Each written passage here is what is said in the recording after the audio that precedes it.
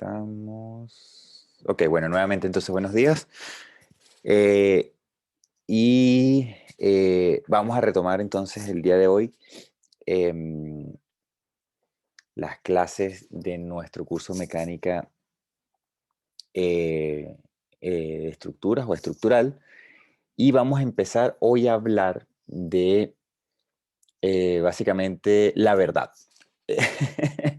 Bueno, no exactamente la verdad, pero vamos a ver qué sucede ahora con lo que realmente ocurre internamente en una estructura. Nosotros hasta el momento habíamos hablado principalmente de estructuras que eran unidimensionales, y habíamos resuelto los esfuerzos, habíamos encontrado, identificado los esfuerzos dentro de ese elemento estructural, básicamente los esfuerzos de axiales, de corte y de flexión, que ocurrían entonces dentro del cuerpo para garantizar que ese cuerpo estuviese en equilibrio, ¿sí? Entonces, nosotros hasta ahora lo que habíamos dicho era que nosotros podíamos de acá tomar un elemento, ¿verdad? Y hacer entonces un diagrama de cuerpo libre de ese elemento, entendiendo que ese diagrama de cuerpo libre entonces hacía aparecer los esfuerzos internos, que en general teníamos entonces esos tres esfuerzos de flexión, corte y axial, y que la sumatoria entonces de esas fuerzas internas, que llamamos esfuerzos, tenía que ser igual a cero para garantizar que mi cuerpo estuviese en equilibrio, ¿no?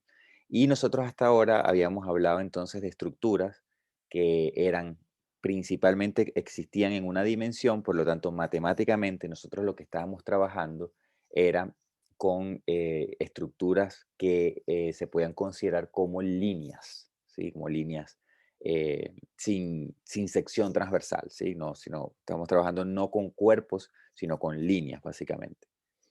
Entonces la pregunta que surge aquí, la pregunta natural es, bueno, ¿qué es lo que sucede en la realidad? ¿Qué es lo que sucede cuando ahora yo sé que mi estructura no tiene, digamos, la característica de ser una línea, sino que efectivamente tiene una dimensión, ocupa allí un espacio?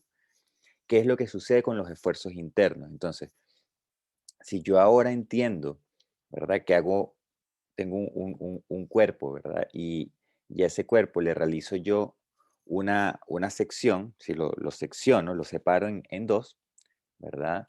Y aquí coloco entonces el diagrama de cuerpo, no el diagrama de cuerpo libre porque está empotrado, ¿no? Pero hago aparecer los esfuerzos internos, ¿sí? Haciendo, digamos, haciendo la separación de esa viga que está empotrada allí en dos tramos. Yo lo que me doy cuenta ahora, ¿verdad? Es que estos esfuerzos son fuerzas, ¿sí? Son fuerzas como tal, pero aparecen, ¿verdad? Ubicadas sobre una sección de la viga que ahora tiene dimensiones apreciables. Entonces, la pregunta que uno se hace es, bueno, efectivamente, por ejemplo, este esfuerzo axial, ¿en qué parte de esa sección es aplicado? Es decir, yo puedo decir que esa fuerza está aplicada ahora acá en este punto, o que esa fuerza está aplicada ¿en dónde? Está aplicada a lo mejor, a ver si ahí, o está aplicada a lo mejor en el punto inferior, ¿sí? Y lo que vamos a darnos cuenta, ¿verdad? Es que en realidad esa fuerza, ese esfuerzo axial, voy a borrar aquí esto para explicarlo bien.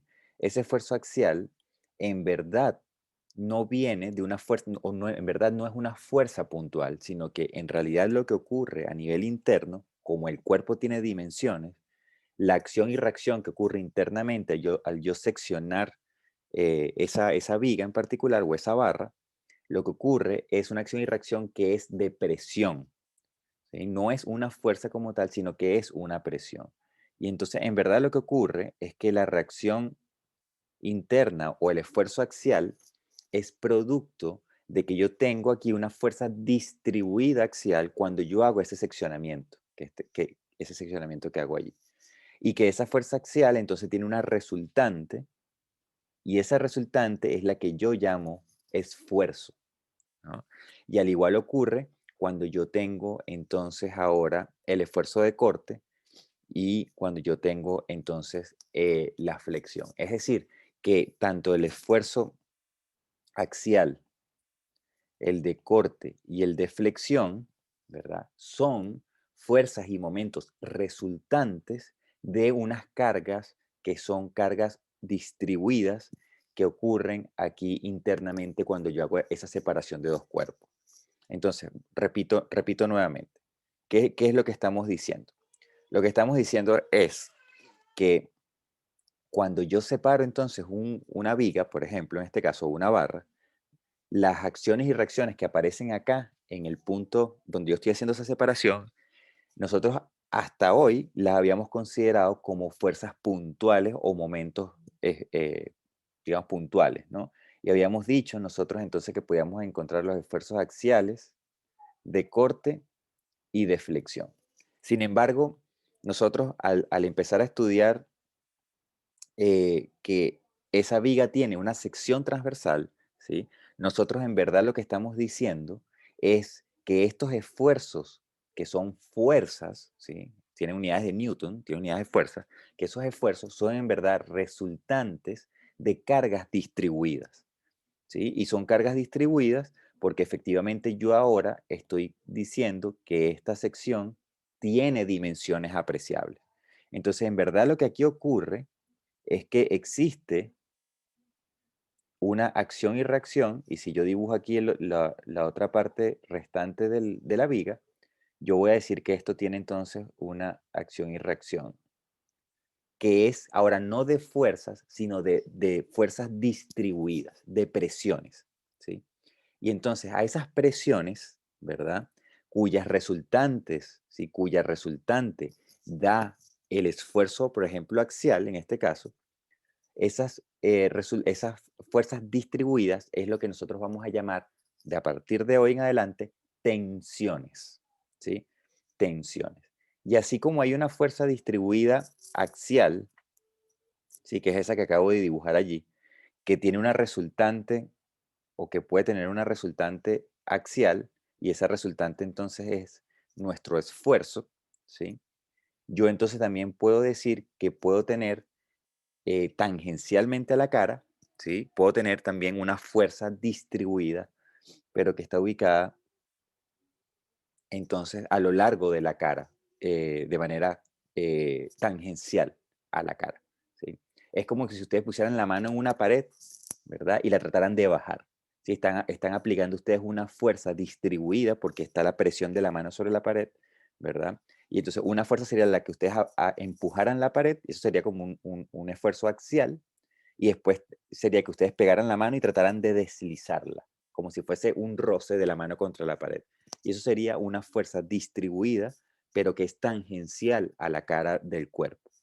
Y entonces esa fuerza tangencial, que es ahora una, digamos, una presión, pero que no es perpendicular a la cara, sino que es paralela a la cara, entonces esa presión también tiene una resultante, y esa resultante es la que nosotros, o es lo que nosotros llamábamos entonces el corte, ¿sí? Entonces digamos, el mensaje del día de hoy, o digamos lo que vamos a empezar a introducir nosotros, es esta idea de que estos esfuerzos que nosotros encontrábamos hasta el día de hoy, en verdad, que nuevamente tienen unidades de fuerza, ¿sí? No son otra cosa que resultantes de la presión que ocurre en la interacción entre esas dos partes del cuerpo, ¿sí? Entonces, yo lo que estoy haciendo es separando la viga en dos partes, la estoy seccionando, y en la unión, justo donde yo hago la separación, como eso tiene ahora un área, porque ahora estoy diciendo que mi viga tiene dimensiones apreciables, entonces la acción y reacción que ocurren allí internamente son presiones, no son fuerzas, y que esas presiones entonces tienen unas resultantes, y esas resultantes era lo que nosotros estudiamos hasta ahora. Entonces, vamos a ver qué es lo que sucede en general con, con esto que acabamos de decir, ¿no? Entonces, aquí yo les coloqué, ¿verdad? Como un zoom de lo que sucedería, por ejemplo, si yo me quedo con esta parte de la estructura, ¿sí? Que sería esto que está acá, ¿sí? Los coloqué aquí más grueso, con un ancho más apreciable simplemente para que se visualice la idea de lo que quiero decir.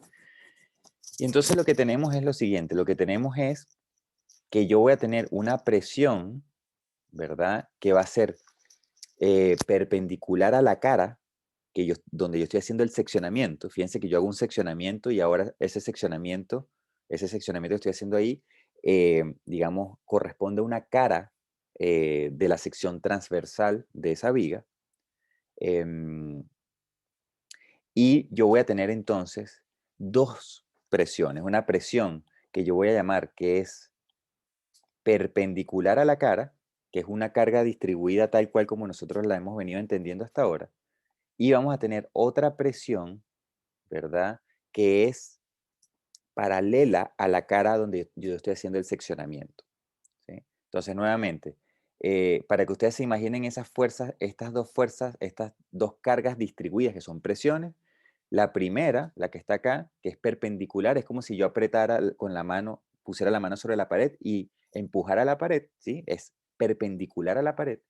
Y la de abajo es una fuerza distribuida, una presión que es paralela, ¿verdad? A la superficie. Entonces, es como si yo pusiera la mano en la pared y tratara de vencer el roce, tratara de deslizar la mano hacia arriba o hacia abajo, ¿sí?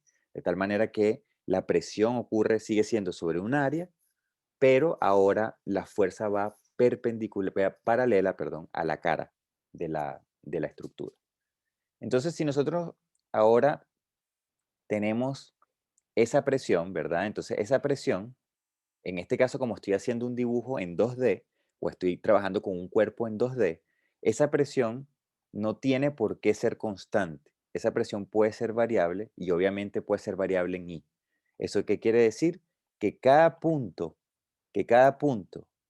de esta cara puede o no tener un valor de presión distinto. Es decir, que en general la presión puede variar en I, ¿sí? Porque estoy manteniendo la cara, donde yo estoy haciendo el seccionamiento, la cara permanece siempre a la misma coordenada X, ¿sí? Entonces, yo lo que estoy diciendo es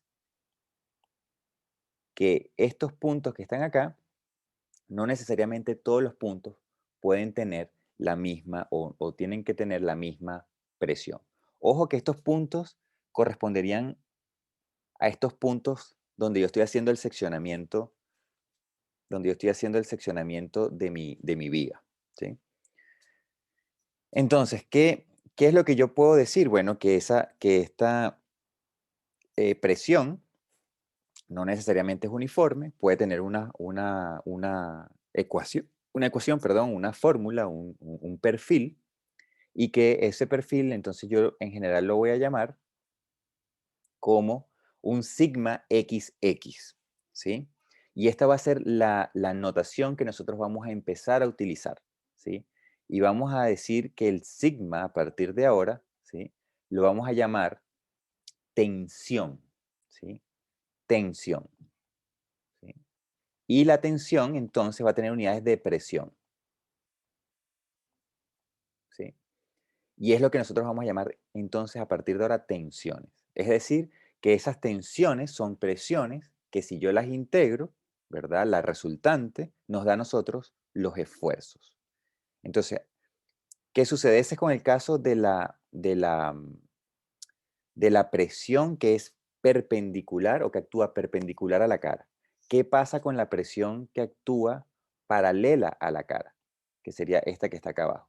Entonces yo lo que estoy diciendo es igual, no todos los puntos materiales de esa cara van a estar sometidos al mismo valor de presión, digamos, tangencial a la cara o paralela a la cara. Por lo tanto, entonces, esa tensión, yo también voy a decir que puede variar en función de la coordenada vertical, ¿sí?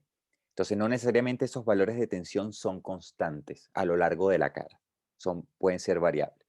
Entonces, lo interesante acá, ¿verdad? Es que si yo ahora tomo, colocarlo acá en rojo, si yo ahora tomo esta, ese valor de tensión que es axial y lo integro, ¿sí? Yo, la resultante de de esa integral, ¿verdad? O en otras palabras, el área encerrado en esta curva que está aquí, ¿sí?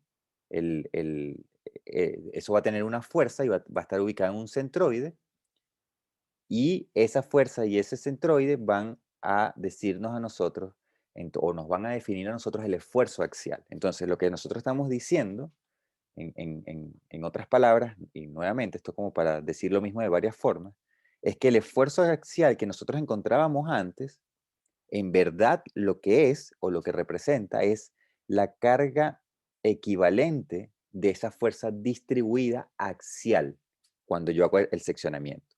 Y es una fuerza distribuida o una presión que es axial, es decir, que es perpendicular a la cara donde yo hice el seccionamiento. Ahora, yo también puedo decir, ¿verdad? De manera análoga, yo puedo entonces tomar mis tensiones que son paralelas o tangenciales a la cara y las puedo también integrar a lo largo de esa cara para encontrar la resultante. Y la resultante, ¿sí? Si ustedes se fijan acá, como yo puse estas flechas hacia arriba, pues la resultante tiene que ser al final también, aquí borré algo más. La resultante también tiene que ser hacia arriba, y esa resultante, entonces yo voy a decir que es menos el corte, ¿sí?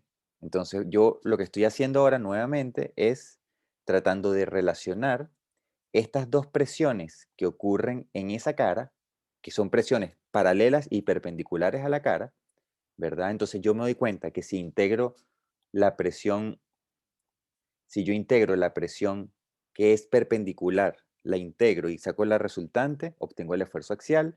Si la que es tangencial o paralela a la cara la integro y obtengo la resultante, obtengo el corte. Y después, yo lo que estoy diciendo es que si yo ahora tomo un punto en esta sección, cualquiera, voy a ponerlo aquí, este punto en rojo, aquí lo voy a poner aquí en rojo para que se vea. Si yo tomo un punto y hago sumatoria de momentos sobre ese punto, es decir, que de estas fuerzas axiales, que son distribuidas, ¿sí? Son presiones, saco, por ejemplo, una resultante acá y saco otra resultante acá, y saco cuál es el momento de esas dos resultantes respecto a ese punto cero, entonces yo voy a encontrar mi esfuerzo de flexión, ¿sí? Mi esfuerzo de flexión. Entonces, el esfuerzo de flexión, ¿sí?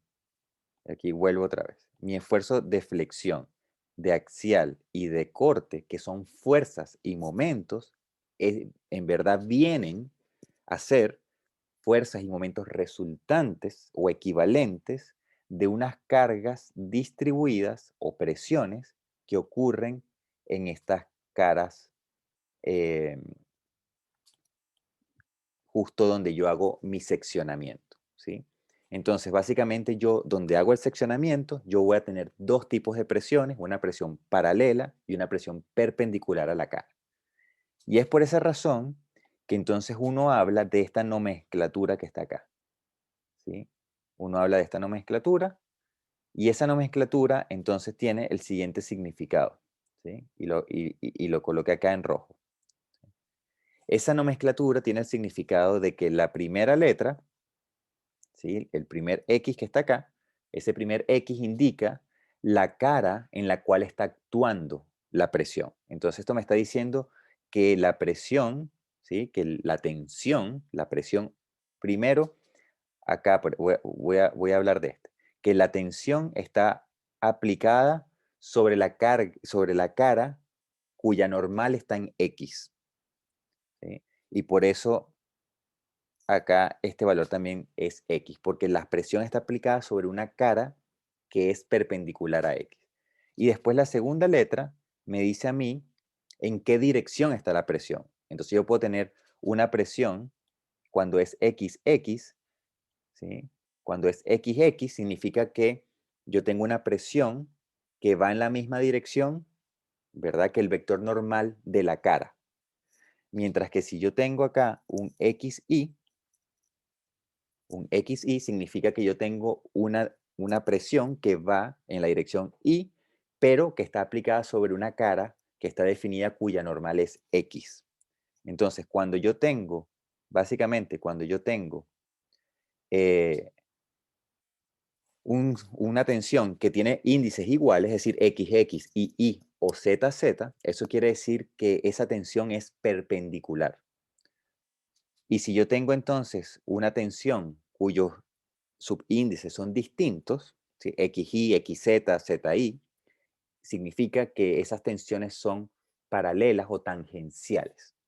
Entonces, siempre que los subíndices son iguales, la presión es perpendicular y siempre que los subíndices sean distintos, la presión es paralela a la cara.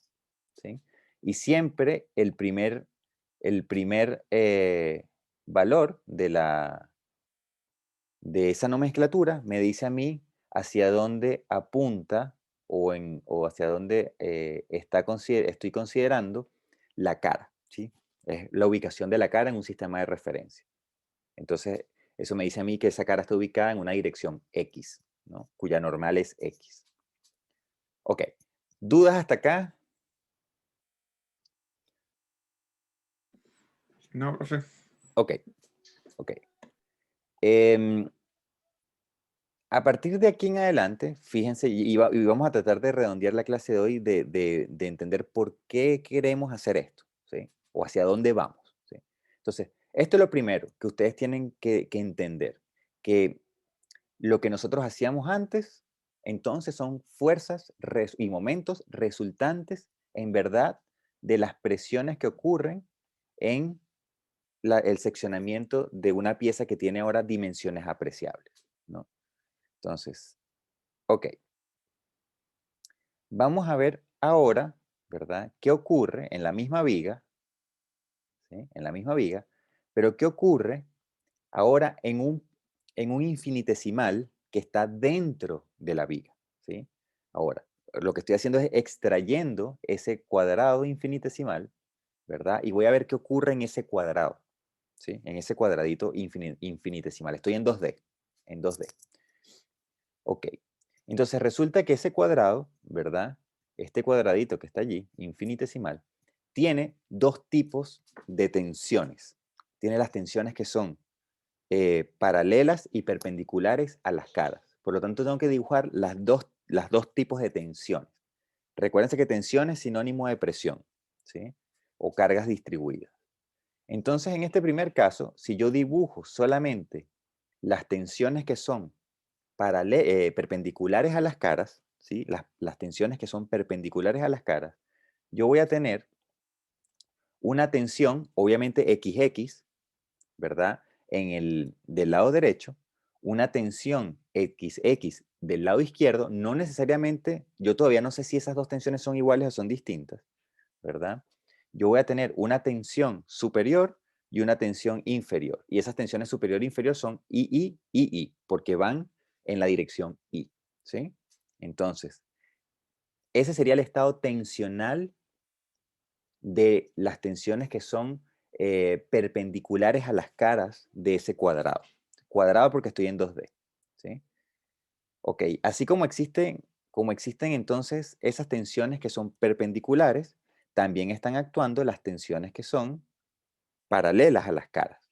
Entonces yo tengo acá una tensión, ¿verdad? Que recuérdense que esa tensión paralela es como cuando yo pongo la mano en la pared y tengo la fricción paralela a la superficie. Entonces yo tengo una tensión acá que voy a decir que va hacia arriba, esta tensión que va a ir hacia abajo, y yo voy a decir que no necesariamente son iguales, por eso le coloqué aquí este valor como D y este valor como I, como el valor derecho e izquierdo. Igual aquí voy a tener entonces una tensión superior, una tensión inferior, ¿sí? Y lo importante acá nuevamente es recordar la nomenclatura del XY, ¿no? Aquí estoy diciendo que esto es XY porque está actuando sobre la cara X, ¿sí? Pero en la dirección Y. En cambio, esta que está aquí arriba, ¿verdad? Está aplicada, sería IX, porque está aplicada sobre la cara que tiene normal Y, pero que está en la dirección X, ¿sí? Entonces, nosotros tenemos esa nomenclatura es importante tenerla presente. Entonces, ¿qué es lo que nosotros podemos hacer? ¿Sí? Como nosotros tenemos estos estados tensionales, esos estados tensionales son de presión. Si yo quiero hacer un balance, por ejemplo, un diagrama de cuerpo libre, y quiero hacer una sumatoria, equilibrio en fuerzas y en momentos, ¿sí? Yo tengo que tomar las resultantes de esas fuerzas distribuidas. Entonces, las resultantes, ¿verdad? Por ejemplo, la resultante en este caso, ¿sí? Sería, tal cual como lo hacíamos con fuerzas distribuidas antes, sería la integral que hay, ¿verdad? Definida por esa fuerza distribuida. Y esa integral, pues en este caso, como el ancho es un dI, ¿sí? Entonces yo voy a decir que equivalente, la carga equivalente va a ser sigma xxd por un dI, ¿sí? Y esto sería mi carga, mi fuerza equivalente de esa presión que está ahí como sigma xx, ¿sí? Entonces, de esa manera aparece esta fuerza azul que está acá, ¿sí? Esta fuerza azul que tengo yo de este lado sería la resultante de esta presión. Esta fuerza azul que está aquí arriba sería la resultante de esta presión. Y esta fuerza azul que está aquí abajo sería la resultante de esta presión, ¿sí? Entonces, este cuadrado que está acá, el que estoy encerrando ahora en rojo, ese cuadrado que está allí, ¿verdad? Las flechas que están ahora son fuerzas, no son presiones, porque las presiones, las tensiones que están del lado derecho, las acabo de integrar, ¿sí? Ok, y entonces ahora, para poner esto en otro color, voy a ponerlo en verde, ¿sí? Si yo ahora integro esta carga distribuida, obtengo entonces esta fuerza que está aquí en verde. Si yo integro esta carga distribuida inferior, obtengo esta flecha amarilla, ¿verdad? Y así sucesivamente. Si yo integro ahora esto, obtengo esta fuerza que está aquí y de igual manera con esto que tenemos acá. Entonces, de esa forma, ¿sí? Lo que tenemos es el siguiente diagrama de cuerpo libre, que es este que está acá, ¿sí? Entonces, ese diagrama de cuerpo libre, las flechas que aparecen ahí son fuerzas, mientras que en lo que tenemos del lado derecho acá, lo que está dibujado allí son fuerzas distribuidas, presiones, ¿sí? Entonces, al lado derecho tenemos las presiones que son perpendiculares y paralelas a las caras, y del lado izquierdo tenemos entonces las fuerzas aplicadas sobre ese cuadrado infinitesimal o rectángulo infinitesimal, no necesariamente tiene que ser cuadrado. Ok, y cuando yo tengo entonces ahora ese cuadrado o rectángulo infinitesimal, yo puedo hacer equilibrio. Puedo hacer sumatoria de fuerzas horizontales, sumatoria de fuerzas verticales y sumatorias de momentos sobre algún punto. Y haciendo eso, y haciendo todo el desarrollo, no lo voy a hacer acá, yo me puedo dar cuenta de lo siguiente. Yo me puedo dar cuenta entonces que ocurren estas igualdades. ¿Qué quiere decir esas igualdades? Bueno, que esta tensión es igual a esta tensión, que esta tensión superior va a ser igual a esta tensión inferior, es decir, que ya yo no necesito decir que esto es derecho o izquierdo, ni arriba ni abajo, ¿verdad? Y aparte, yo puedo decir entonces que esta tensión superior va a ser igual a la tensión inferior, que esta va a ser igual a esta, pero que adicionalmente algo muy importante, ¿verdad? Algo muy importante es que la tensión XY va a ser igual a la IX. ¿Sí? Entonces, no solamente las tensiones del lado derecho y lado izquierdo se igualan, sino que también las tensiones del lado derecho con la que está arriba también tienen la misma magnitud. Tienen direcciones distintas, pero tienen la misma magnitud, ¿sí? Por equilibrio, por equilibrio. Entonces, ¿cómo se presenta, digamos, este caso de manera tridimensional? ¿Sí? ¿Cómo llevamos esto ahora de manera tridimensional? Bueno, Ahora lo que nosotros decimos, ¿verdad? Es lo siguiente. Y voy a volver aquí un segundito al caso anterior, que me faltó decir algo que es muy importante. Como yo estoy tomando un cuadrado infinitesimal, ¿sí? Ese cuadrado es suficientemente pequeño, ¿verdad? Como para poder asumir que las presiones en las caras de ese cuadrado son uniformes, ¿sí? Entonces yo cuando estoy trabajando con infinitesimales, con cuadrados o rectángulos o algún tipo de análisis infinitesimal, yo sí puedo asumir que la tensión que ocurre en esa cara infinitesimal es constante, ¿sí? Porque es un cuadradito muy pequeño. Y por más que yo tenga que la distribución, por ejemplo, en el caso anterior, por más que yo tenga acá una distribución de presiones que es un perfil cualquiera, si yo tomo aquí un cuadradito, bueno, en verdad un cuadradito que estuviese pegado acá a la cara, ¿sí? Si yo tomo un cuadradito y yo observo qué es lo que le sucede a la presión, entonces en la cara derecha de ese cuadradito, yo puedo decir que esa distribución de presiones, como es un diferencial, yo la puedo asumir que es constante. A pesar de que cuando yo veo de manera macro la estructura, yo sé que ahí hay un perfil de presiones que es distinto a ser algo constante. Pero como yo estoy viendo un zoom muy pequeñito en una diferencial, yo asumo que esto es constante. Eso es muy importante. Eso es muy importante. Pero, profe, Ajá, entonces ahí va cambiando cuando yo ponga la integral, ¿o no? Como usted correcto. puso ahí una función es una función en función del i. Sí, eh, Cuando sí, integra ahí va a ir cambiando, eso sí. correcto, Ya, correcto. ya, perfecto. Ujú. Si yo tomo un cuadradito aquí, va a ser distinto a un cuadradito aquí, ¿sí? O sea, no, y por eso es que yo tengo que integrar, porque yo lo que voy haciendo es moviendo el cuadradito, moviendo el diferencial a lo largo de toda la superficie. Pero sí, ok. Entonces, una vez que yo tengo este concepto, yo ahora me voy a lo tridimensional. Entonces, ¿qué sucede en mi espacio tridimensional? Tengo yo ahora ahí la famosa papa, ¿no? Una papa flotando en el espacio, o vinculada, como sea. Y ahora lo que uno hace es extraer un cubo, ¿verdad? Y ese cubo, entonces, como nuevamente yo estoy asumiendo que es un cubo infinitesimal, yo puedo decir que las presiones en las caras van a ser constantes, porque el cubo es infinitesimal, ¿sí? Estoy extrayendo el cubito de ese sólido. Entonces, aquí yo estoy dibujando, ¿verdad? Las tensiones. Pero estoy dibujando las tensiones con una sola flecha, porque si no es muy engorroso dibujar las tensiones. Yo lo que estoy diciendo con este dibujo, ¿sí? Recuerden que estoy dibujando sigma. Sigma es presión. Siempre sigma es presión. Entonces, en verdad, ese dibujito debería ser, ¿verdad? Este sigma i no debería ser una sola flecha, sino que debería ser, pues, un montón de flechas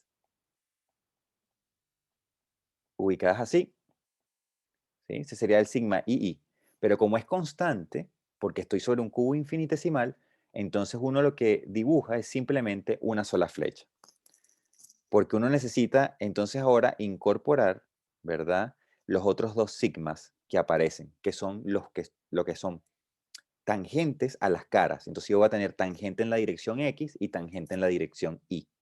Entonces, este tangente en la dirección X sería un montón de flechas ubicadas así, sobre la cara, todas uniformes, ¿sí? Mientras que, mientras que el caso de la otra distribución de presiones, esta que estamos aquí como IZ, serían entonces una presión que venga en la otra dirección, ¿sí? Pero perpendicular a la cara. Entonces, para simplificar los gráficos, ¿verdad? O la representación visual, usualmente uno representa este estado tensional de ese cubo de esta manera, ¿sí? Con una sola flecha en cada cara, pero entendiendo que en verdad no es una flecha, sino es una distribución de presiones que existe sobre esa cara, ¿sí? Entonces, aquí adicionalmente yo estoy ocultando, ¿verdad? O sea, no las estoy dibujando, las presiones que hay en las caras que no se están mostrando, ¿sí? Es decir, que aquí en el lado posterior también deberían haber unas fuerzas, aquí también deberían haber unas fuerzas, ¿sí? Así y así. sea, las que son paralelas y perpendiculares a las respectivas caras, abajo también, ¿sí? Todas las caras de ese cubo, ¿verdad? Las 6 caras de ese cubo tienen entonces esas fuerzas que son, o esas presiones que son paralelas y perpendiculares, ¿sí? A pesar de que no las estoy dibujando, están ahí. Entonces, ¿qué es lo que significa eso? Significa que en verdad cada punto, ¿verdad? Cada punto material o cada puntito que está ahí dibujado de ese cubo va a estar sometido a un mismo valor. Por ejemplo, todos los puntos que están acá arriba, todos y absolutamente todos, van a tener un valor de presión que va a ser igual a estos tres que están acá. Entonces, cualquier punto, porque la distribución de presiones es uniforme. Entonces, cualquier punto de la cara superior tiene la misma presión, digamos, perpendicular y las mismas presiones que son paralelas. Y lo mismo pasa con las otras caras, ¿no? Entonces, esto ya es interesante porque esto me lleva a mí a pensar de que dentro de mi cuerpo, ¿verdad? Cualquier punto del objeto, ¿verdad? Va a tener, cualquier punto del objeto va a tener una va a sentir que tiene una presión que va a ser axial y una presión que va a ser tangencial, ¿sí? Entonces, axial a las tres direcciones principales y tangenciales en las tres direcciones principales. Y la forma de expresar esto matemáticamente, o de representarlo matemáticamente, ¿sí? Este estado tensional, es a través de lo que se conoce como el tensor de tensiones. Tensor es un artefacto matemático que se utiliza para representar eh, cantidades físicas que de alguna manera tengo que visualizar. Entonces, así como un vector, yo lo puedo visualizar como una columna o como una fila, y así como una matriz, yo lo puedo representar como un arreglo de filas columnas, un tensor, ¿verdad? Yo también lo puedo visibilizar como una matriz o como un vector. Entonces, yo lo que digo es que el tensor de tensiones lo voy a definir de esta manera, ¿sí? Lo voy a definir entonces como una matriz que voy a llamar sigma, que va a tener entonces componentes sobre la principal o sobre la diagonal, que va a corresponder a los esfuerzos que son perpendiculares a las caras, y todo lo que esté entonces fuera de la diagonal, ¿sí? Va a corresponder o me van a definir los esfuerzos que están tangenciales en las caras, ¿sí? Y si ustedes hacen una analogía a lo que hicimos nosotros en el caso 2D, ¿sí? De hacer el equilibrio dentro de el equilibrio dentro de este cubo infinitesimal, es decir, ustedes ahora hacen sumatoria de fuerzas en las tres direcciones y la sumatoria de momentos en las tres direcciones, ustedes van a llegar, ¿verdad?, a darse cuenta que, eso no lo vamos a hacer acá, pero ustedes van a llegar a darse cuenta de que estos esfuerzos que están aquí, que están en la diagonal, ¿verdad? Fuera de la diagonal, perdón, son iguales. Es decir, en otras palabras, que este esfuerzo que estoy llamando IZ va a ser igual, y aquí borré sin querer, esto es ZI, ¿sí? Va a ser igual a este esfuerzo que yo estoy llamando ZI, ¿sí? La misma magnitud. Y lo mismo va a suceder con este esfuerzo que yo llamo XI y este que yo llamo, perdón, este que yo llamo IX y este que yo llamo XI, que en verdad van a ser iguales. ¿Sí? Eso es un derivado de hacer un balance de fuerzas y momentos en ese cubo infinitesimal. Entonces, en verdad, esta matriz de tensiones o ese tensor de tensiones es una matriz que es simétrica, ¿sí? Y eso va a ser así por equilibrio. Siempre va a ser así en cualquier objeto, en cualquier estructura, ¿sí? Por definición, para garantizar de que ese cubo infinitesimal esté estático, ¿sí? O sea, cumpla con el principio de estaticidad o de equilibrio, yo tengo que o yo me voy a dar cuenta que ese tensor es simétrico, ¿sí? Por lo tanto, yo al final, esto es lo que yo acabo de decir ahora, yo lo que voy a terminar es que en vez de tener 9 componentes, digamos que no conozco en un primer momento, en vez de tener 9 componentes, que son esas 3 filas por las 3 columnas, yo en verdad lo que voy a tener son 6 componentes que son independientes. Las 3 diagonales, ¿verdad? Y después las tres esfuerzos que son los que son tangenciales o paralelos a las caras. Y cuando nosotros hablamos de esos esfuerzos que son paralelos a las caras, yo entonces puedo hablar, o es común encontrar la definición de que esos esfuerzos, en vez de llamarse sigmas, se llamen tau, ¿sí? Cuestión de costumbre, algunos autores utilizan una nomenclatura, otros otra, pero digamos, lo más tradicional es que si yo hablo de las 9 componentes, es decir, que si yo asumo que estas dos cosas no son simétricas, usualmente se les llaman sigmas, pero si yo ya asumo que son iguales, entonces las llamo tau. En verdad, no es, para efectos de lo que nosotros vamos a hacer, es independiente utilizar una nomenclatura u otra, ¿sí? Lo importante es saber que eh, siempre los esfuerzos, ¿sí? Las tensiones que son fuera de esta diagonal, ¿verdad? Van a ser iguales a las que están por debajo, o sea, va a ser simétrico siempre. Entonces, todas las tensiones que son em, paralelas a la superficie van a ser iguales a las tensiones paralelas en la cara complementaria. ¿Sí? Eso es lo importante.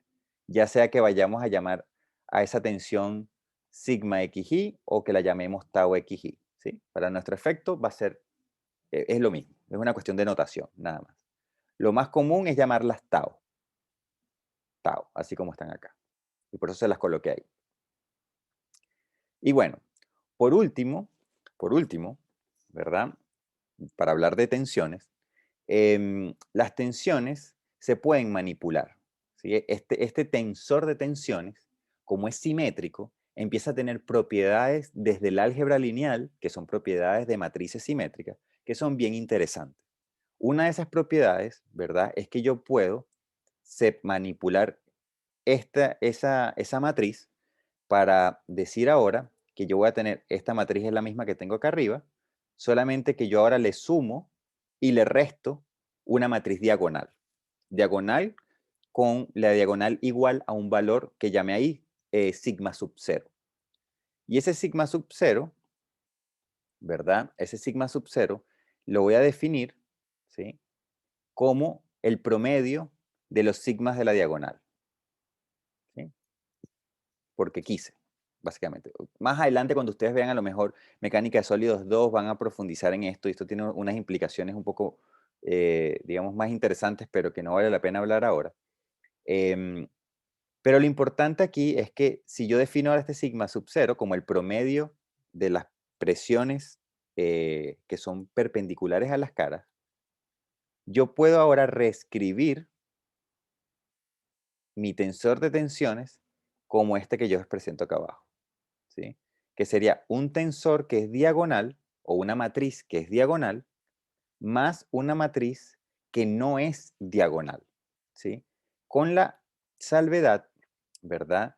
O con la, digamos, la característica, que esto no lo podemos demostrar todavía, pero es importante mencionarlo, ¿verdad?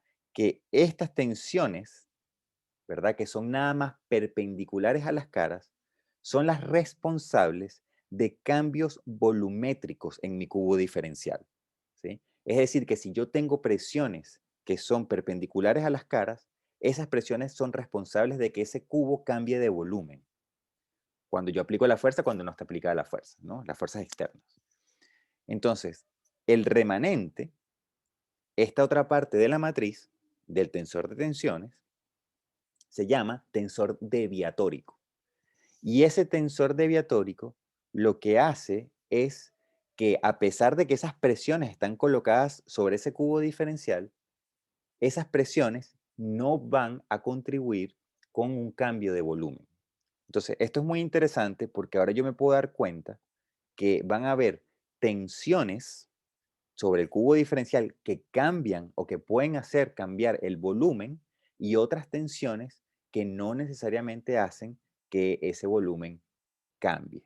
Y esto es muy interesante porque yo entonces puedo tener ahora configuraciones geométricas y de fuerzas sobre una estructura que hacen que la estructura se deforme, pero sin cambiar volumen, ¿sí? Sin cambiar volumen. Esto es muy interesante, ¿sí? Eso pasa, por ejemplo, en los elastómeros de las aislaciones de los edificios. Los elastómeros se deforman, ¿sí? Un elastómero es una placa metálica, otra placa metálica, y aquí hay un núcleo de un material elástico. Y lo que sucede entonces es que cuando yo someto a esas dos placas a una fuerza, y ahora esas placas se deforman, ¿sí? Ahora mi posición deformada, yo pudiera decir que preserva el volumen del caso anterior. Es decir, que cuando esas gomas están deformadas o no están deformadas, el volumen material no cambia. Entonces, nuevamente, esto tiene propiedades interesantes y nos permite a nosotros empezar a ver o empezar a adelantar en qué condiciones, qué tipo de cuerpos van a estar preservando volumen cuando son deformados y cuáles no. Eso lo vamos a ver más adelante, pero vale la pena mencionarlo a esta altura. Entonces, hasta ahora hemos hablado de tensiones, tensiones. Y lo único que, digamos, el mensaje que yo les transmití hasta ahora es que ustedes sepan que estos esfuerzos que encontrábamos antes son resultantes de las presiones que ocurren cuando yo secciono un objeto que tiene ahora dimensiones apreciables. Entonces, la acción y reacción que ocurre en cuando yo secciono un objeto van a ser presiones y que las resultantes de esas presiones es lo que nosotros llamamos esfuerzos y que eran los esfuerzos axiales, de corte y de momento. Ok, voy a dejar eso ahí como un stand-by, ¿sí? Lo voy a dejar allí un segundo. Porque ahora vamos a hablar de deformación, ¿sí? Y vamos a ver cómo conectar el concepto de tensiones con deformación. Esto es una historia, ¿ah? Esto es una historia. Esto lo vamos a ir entendiendo de a poco cuando empecemos a hacer ejemplos sobre estructuras específicas. Entonces, yo entiendo que esto conceptualmente puede ser un poco abstracto, pero vamos a ir de a poco entendiendo esto a través de ejemplos. Entonces, por ahora, el concepto de tensiones, vamos a guardarlo ahí unos minutos. Entonces, ¿qué es lo que nosotros hacemos ahora con deformación? Yo ahora necesito tener una relación, ¿verdad? Que se conoce como la relación deformación-desplazamiento, ¿sí? Y tenemos que ver cuál es la relación entre ellas, ¿sí? Yo tengo un objeto que es rígido y ese objeto se puede desplazar. Pero este objeto, si fuese elástico, una plasticina, y yo la estiro, por ejemplo, esa plasticina, aparte de cambiar de posición, también las posiciones relativas entre las partículas también va a cambiar. Y eso es lo que nosotros llamamos deformación. Entonces, una deformación, ¿verdad? Es, por ejemplo, en este dibujo, la distancia entre esos dos puntos rojos, ver qué le sucede cuando ese cuerpo ahora está sin deformación y con deformación. ¿Sí? O yo le aplico una fuerza a un objeto y lo que hago es seguir a esos dos puntos, a ver si esos dos puntos se separan o no se separan, o cambian, digamos, de distancia o no cambian de distancia. Si el objeto se mueve como un rígido, entonces la distancia entre esos dos puntos permanece siempre igual. Entonces hay desplazamiento, pero no hay deformación. ¿Sí? En cambio, si la distancia entre esos dos puntos cambia, es porque el objeto se deformó. ¿Sí? Entonces, obviamente tiene que haber una relación entre deformación y desplazamiento. Y esas relaciones se hacen aplicando, por ejemplo, Taylor. Entonces, yo tengo aquí un objeto que es una viga que está empotrada y yo tengo ahora que esta viga en esta condición de abajo le aplico una fuerza F y esa viga entonces ahora, o esa barra, se deformó. ¿Eso qué quiere decir? Que este punto pasó a estar acá y que este segundo punto pasó a estar ahora acá. Entonces, yo lo que voy a decir, ¿verdad? Es que voy a aplicar una expansión en Taylor de la siguiente forma. Yo lo que voy a decir es que este punto se deformó o se desplazó, mejor dicho, se desplazó una distancia u. U es desplazamiento. Por lo tanto, un punto que está muy cerca del original va a desplazarse la misma cantidad que lo que se desplazó el punto anterior, más un delta, ¿sí? Que por una expansión de Taylor, yo la puedo expresar de primer orden, la puedo expresar de esta forma, ¿sí? Entonces, yo lo que puedo decir es que mientras que este punto, voy a colocarlo aquí en colores, ¿ok? Mientras este punto se desplazó u, este punto se desplazará, pues, la misma cantidad que el punto anterior, más un delta. Y ese delta viene dada por esa relación por la expansión de Taylor de primer orden, ¿sí? Entonces, ¿qué es lo que quiere decir eso? Bueno, quiere decir eso entonces que este u corresponde a lo que se desplazó el primer punto, mientras que esta relación corresponde justamente a lo que se desplazó el segundo punto, ¿sí? Eso viene dado por una expansión de Taylor. Ok, enten- entendiendo eso, entendiendo eso, yo ahora puedo definir, bueno, y si ustedes se fijan como consecuencia, la distancia entre los dos nuevos puntos rojos va a ser esto. Lo pueden sacar allí sin mayores problemas, ¿sí? Sería esta distancia que está acá, que ustedes la tienen porque sería dx más esto, sería esa distancia total, y esa distancia ustedes le restan u, ¿sí? Le restan u, y entonces les debería dar, esa cuenta les debería dar lo que está aquí en verde. Y pueden saber que entonces la nueva distancia entre los dos puntos rojos viene definida así, mientras que la distancia original era un dx, ¿no?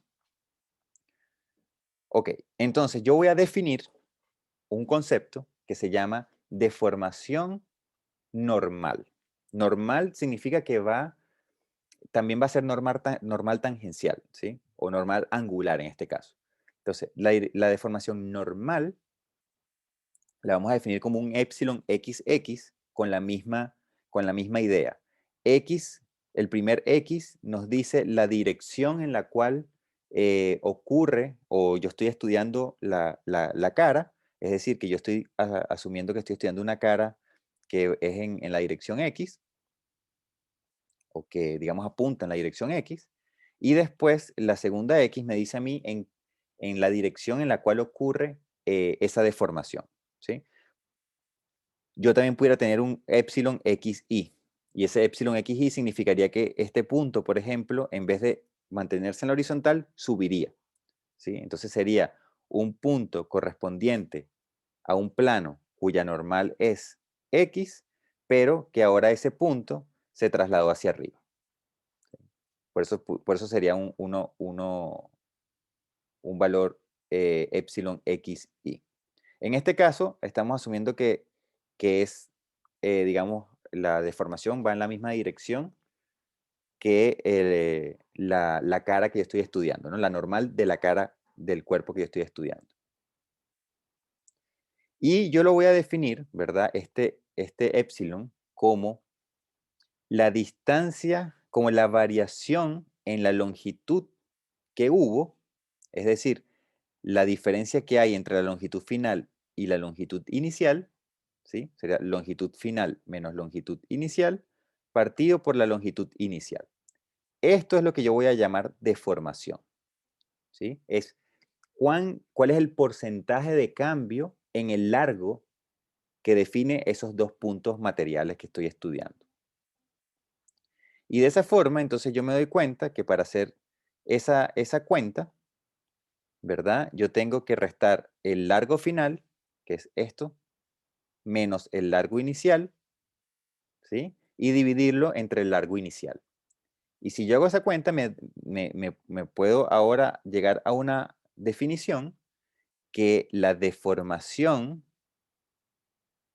¿verdad? XX, ¿sí? Axial en la dirección horizontal va a ser la derivada parcial del desplazamiento respecto a x, ¿sí? Del desplazamiento horizontal. U va a ser el desplazamiento horizontal. ¿Sí? Esto es una definición. Entonces, ahora en 2D esto se complica un poquito más, ¿sí? Y esto lo voy a dejar por allí para no, a lo mejor más adelante lo vamos a tomar más, lo vamos a ver en más detalle.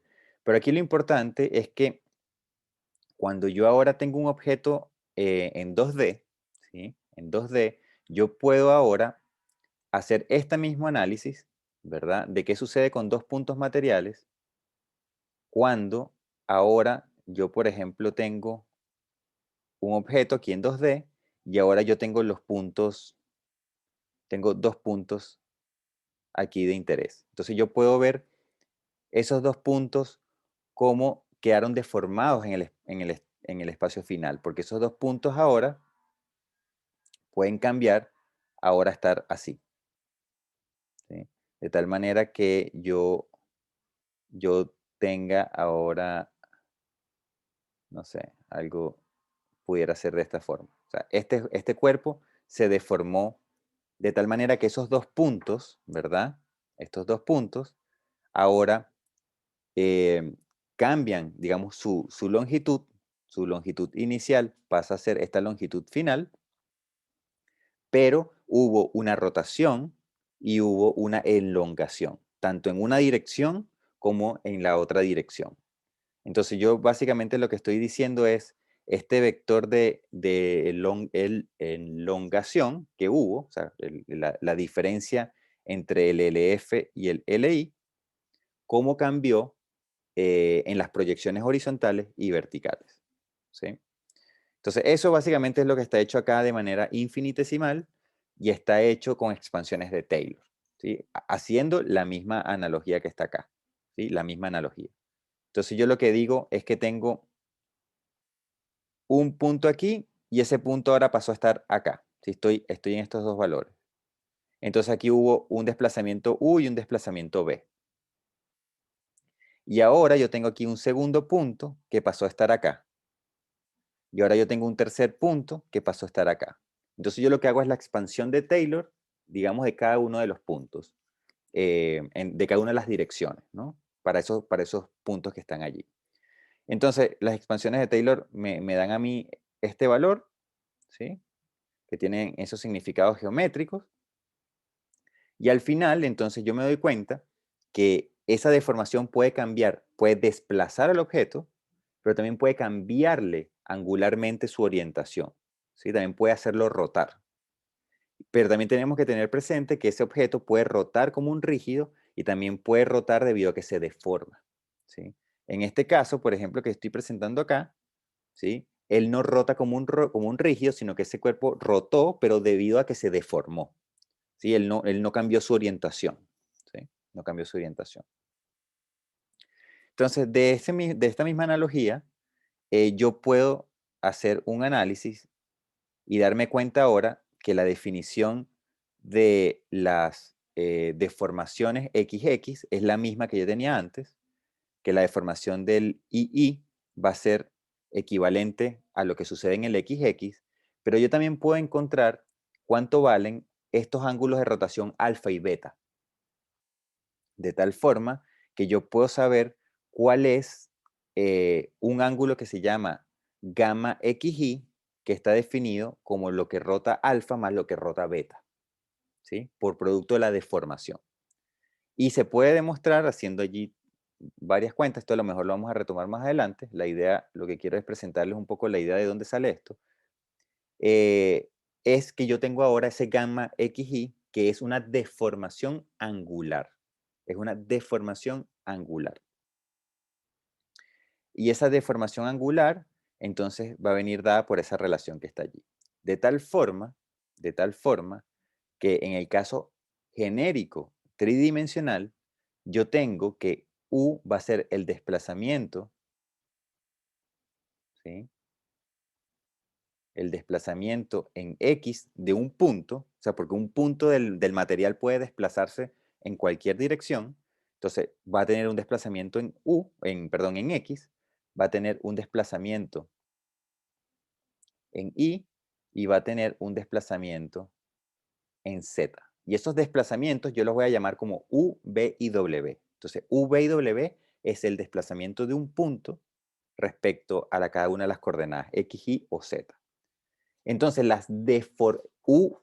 esta U, V y W son desplazamientos. Entonces, las deformaciones, usualmente entonces se les llaman las deformaciones que son axiales, es decir, la deformación que ocurre en X, la deformación que ocurre en Y, la deformación que ocurre en Z, se van a definir, se van a definir a través de estas derivadas que están acá, que sería la derivada del desplazamiento en X respecto a X, la derivada del desplazamiento vertical respecto a y la derivada del desplazamiento en Z respecto a Z.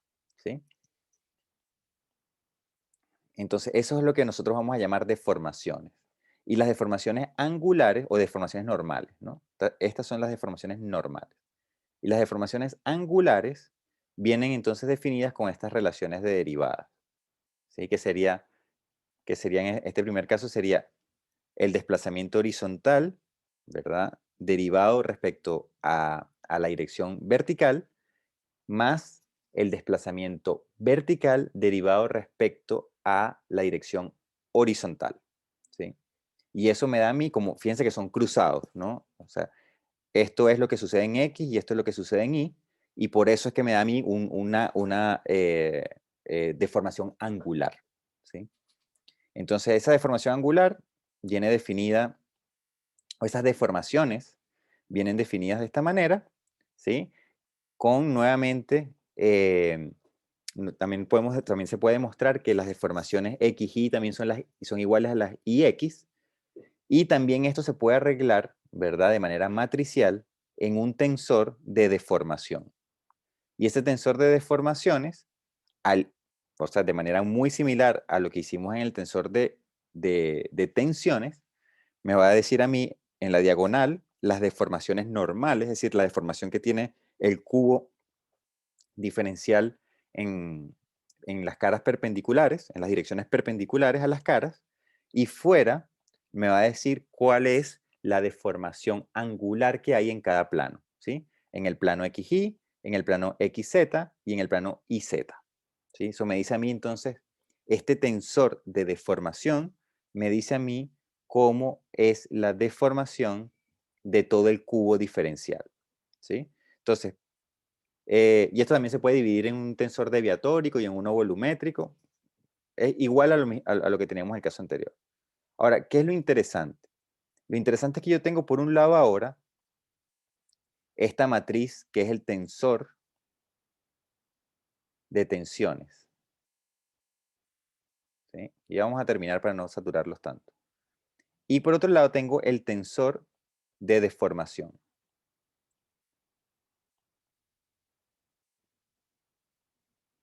Y yo ahora necesito ver cuál es la relación que hay entre el tensor de deformaciones y el tensor de tensiones.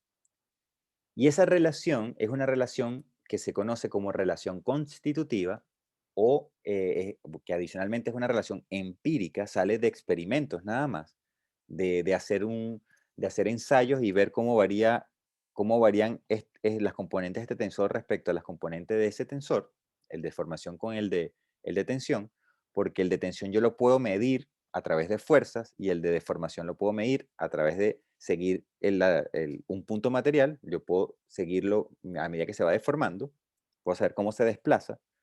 Entonces yo puedo encontrar una relación, ¿verdad?, entre estas dos cosas, ¿sí? En el caso más simple, ¿verdad?, que es cuando yo tengo una barra que es sometida a una fuerza F externa y ahora estos dos puntos materiales se empiezan a alejar entre ellos, ¿sí? Yo puedo entonces decir que si esta barra es suficiente, si esa barra es suficientemente delgada, ¿verdad? Yo puedo decir que las únicas tensiones que van a haber son las tensiones en la dirección X y que las únicas deformaciones que van a haber son deformaciones en la dirección X, ¿sí? Básicamente estoy diciendo, esto yo lo voy a retomar la clase que viene, estoy diciendo que todos los puntos de acá se van a deformar respecto a estos puntos que están acá, se van a deformar solamente en la dirección X, no van a ser así, ¿sí? Solamente se van a deformar en la dirección X. Y si ustedes hacen entonces este ensayo, ¿verdad? Ese ensayo se conoce como un ensayo de tracción. Y ese ensayo de tracción, usualmente, entonces está colocado, eh, digamos, de esta forma que está acá. Yo tengo una barra que la anclo abajo arriba, la empiezo a traccionar, se empieza a hacer entonces se empieza a ver una deformación, empiezan a haber unos cambios de forma hasta que llega un punto en el que se fractura, ¿sí? Y lo que sucede es que yo puedo ir entonces graficando acá, yo puedo ir graficando cuánto vale el XX, el sigma, la tensión, y aquí puedo ir graficando cuánto vale el epsilon XX, ¿sí? Y resulta que si yo me doy cuenta, si yo hago este ensayo, ¿verdad? Y lo repito para distintas geometrías, pero mantengo el mismo material, ¿sí? Me doy cuenta que para un mismo material, la relación entre estas dos cantidades es constante y usualmente se le llama E. Y este E se le conoce como el módulo de Young o el módulo de elasticidad, ¿sí? Y ese E no es otra cosa que la pendiente que hay entonces entre el sigma, ¿verdad? Y la deformación. Entonces, fíjense ahora, ¿cuál es la importancia de lo que acabamos de hacer? Voy a recapitular y con esto cierro. En un primer momento, yo les dije ahora que los esfuerzos pueden estar relacionados o los podemos relacionar a las tensiones, ¿sí? A las tensiones. Con las tensiones, ¿sí? ¿Verdad? Una vez que yo tengo las tensiones, si yo tengo esta relación constitutiva que me relaciona a mí tensiones a deformación, ¿verdad? Yo ahora puedo tener entonces cuánto valen las deformaciones. Porque si yo tengo las tensiones, yo puedo ahora encontrar las deformaciones. Y con las deformaciones y las relaciones que yo vimos del tensor de deformación, ¿sí? Con estas definiciones que están acá, yo puedo ahora encontrar cuáles son los desplazamientos U, V y W. Entonces, fíjense lo potente de esto. ¿Qué hicimos nosotros en las clases anteriores? Encontrábamos cuánto valía N, M y Q, los esfuerzos internos. Con la definición de la matriz de tensiones, yo puedo convertir estos esfuerzos en tensiones. Con la relación constitutiva, yo puedo encontrar a partir de una tensión cuánto es la deformación. Y con la definición de deformación, yo puedo saber cuáles son los desplazamientos. Entonces, de esta manera, yo puedo resolver un problema estructural a nivel completo. ¿Eso qué quiere decir? Que yo ahora no solamente al tener, una viga allí empotrada sometida a una fuerza externa, no solamente yo puedo encontrar los esfuerzos internos NQM, sino que puedo encontrar las tensiones, ¿sí? Puedo encontrar las deformaciones y puedo encontrar los desplazamientos. Y de esta forma, yo puedo estudiar cualquier cosa de ese problema estructural. Y esto es lo que uno hace como análisis estructural. Entonces, cuando uno realiza un análisis estructural, uno encuentra los diagramas de esfuerzos. Con los diagramas de esfuerzos después uno encuentra cuáles son las tensiones. Con las tensiones después uno encuentra cuáles son las deformaciones y con las deformaciones uno después encuentra cuáles son los desplazamientos, ¿sí? Y de esa forma yo puedo estudiar lo que yo quiera. Yo puedo saber esa viga cuánto se deflecta, cuánto se deforma, cuál es el esfuerzo interno, dónde el esfuerzo interno es mayor. Entonces, em, digamos, esto es como la pintura más teórica de lo que uno hace o de lo que uno puede hacer a nivel estructural, a nivel de cálculo. Y es lo que vamos a empezar a hacer, este procedimiento, para estructuras muy particulares en las cuales estos tensores, ¿verdad? Son simplificados, ¿sí? Esos tensores son para estructuras tridimensionales. En cambio, si ahora nosotros empezamos a estudiar vigas que son, digamos, una dimensión es más apreciable que otra, vamos a darnos cuenta que esos tensores se pueden simplificar y que los cálculos entonces se pueden simplificar, ¿no? Y de tal manera que podemos encontrar ahora desde los esfuerzos hasta los desplazamientos, que es lo que nos interesa al final. Ok, yo sé que esta clase es súper teórica y la que viene también va a ser súper teórica. Y después, digamos, a partir de la clase subsiguiente, es donde vamos a empezar a aterrizar estos conceptos con ejemplos, ¿sí? Para que vayan viendo qué es lo que sucede entonces en una biela o en un enrejado, qué es lo que sucede en un cable, qué es lo que sucede en una viga. Para darnos cuenta, cómo calcular ahora nosotros esos desplazamientos asumiendo que tenemos unas cargas externas en particular. Entonces, eso es lo que tenemos para el día de hoy. Voy a dejar de grabar